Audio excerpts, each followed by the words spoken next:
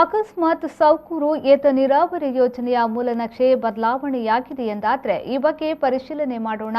ಕುಡಿಯಲು ಹಾಗೂ ಕೃಷಿಗೆ ನೀರು ನೀಡಲು ಸೌಕೂರು ಹಾಗೂ ಸಿದ್ದಾಪುರ ಎರಡು ಯೋಜನೆಗಳು ಆಗಬೇಕು ಎನ್ನುವುದು ನಮ್ಮ ಉದ್ದೇಶ ಎಂದು ಸಂಸದ ಬಿವೈ ರಾಘವೇಂದ್ರ ಹೇಳಿದರು. ಅವರು ಹೆಮ್ಮಾಡಿಯ ಜ್ಯುವೆಲ್ ಪಾರ್ಕ್ನ ಜಯಶ್ರೀ ಸಭಾಂಗಣದಲ್ಲಿ ನಡೆದ ಸುದ್ದಿಗೋಷ್ಠಿಯಲ್ಲಿ ಮಾಜಿ ಶಾಸಕ ಗೋಪಾಲ್ ಪೂಜಾರಿಯವರ ಆರೋಪಗಳ ಬಗ್ಗೆ ಪತ್ರಕರ್ತರು ಗಮನ ಸೆಳೆದಾಗ ಪ್ರತಿಕ್ರಿಯಿಸಿದರು.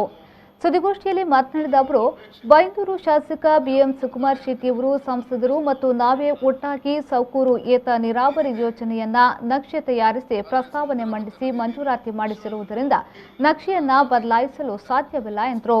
ಈ ವೇಳೆ ಮಧ್ಯಪ್ರವೇಶಿಸಿ ಮಾತನಾಡಿದ ಸಂಸದರು, ಅಕಸ್ಮಾತ್ ಬದಲಾವಣೆಯಾಗಿದೆ ಎಂದಾದರೆ ಈ ಬಗ್ಗೆ ಪರಿಶೀಲನೆ ಮಾಡೋಣ. ಇದರಲ್ಲಿ ಯಾವುದೇ ದುರುದ್ದೇಶ ಅಥವಾ ಸ್ವಾರ್ಥ ಇಲ್ಲ.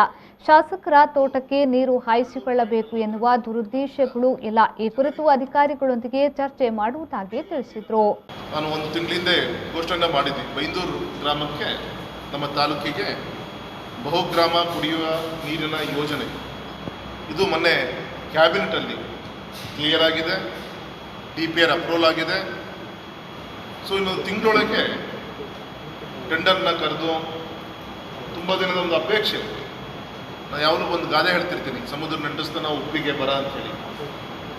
ನೀರಿದೆ, ಆದರೆ ಸಮುದ್ರ ಮತ್ತು ನದಿಯ ನೀರು ಮಿಶ್ರಣದಿಂದ ಉಪ್ಪು ನೀರನ್ನು ನಮ್ಮ ಜನ ಬಾವಿ ತೆಗೆದು ಕುಡಿತಾ ಇದ್ದಾರೆ. ಹಾಗಾಗಿ ಈ ಸಂದರ್ಭದಲ್ಲಿ ಪ್ರತಿ ಮನೆಗೂ ಕೂಡ ಸಿಹಿ ನೀರನ್ನು ಮುಟ್ಟಿಸ್ಬೇಕು ಅಂತ ಸಂಕಲ್ಪವನ್ನು ಮಾಡಿ ಸುಮಾರು 788 ಗ್ರಾಮೀಣ ಜನವಸತಿಗಳಿಗೆ ಒಟ್ಟು 2.42 ಲಕ್ಷ ಜನರಿಗೆ ಕುಡಿಯುವ ನೀರನ್ನು ಒದಗಿಸುವಂಥ ಒಂದು ಯೋಜನೆ ಇದಾಗುತ್ತೆ.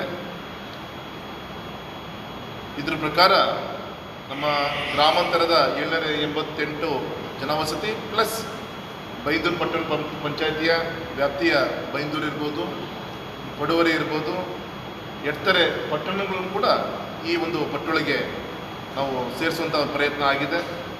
ಇದರ ಒಟ್ಟು ಬಂಡವಾಳ ಯೋಜನೆಯ ಒಟ್ಟು 346 ಕೋಟಿ 39 ಲಕ್ಷ ಇದಾಗುತ್ತೆ.